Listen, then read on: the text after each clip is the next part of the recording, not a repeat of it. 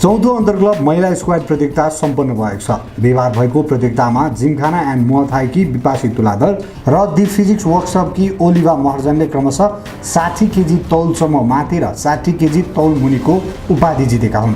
Jasmine fitness and spa तथा idea सबको आयोजनामा भएको प्रतियोगितामा यस पटकबाट प्रतियोगीहरूले पहिलो चरणमै आफूले चाहेको तौल उठाउन पाउने नियम बनाएको थियो। सहभागी खेलाडीले दुवै विधामा 3 पटक अवसर प्राप्त गरेका थिए।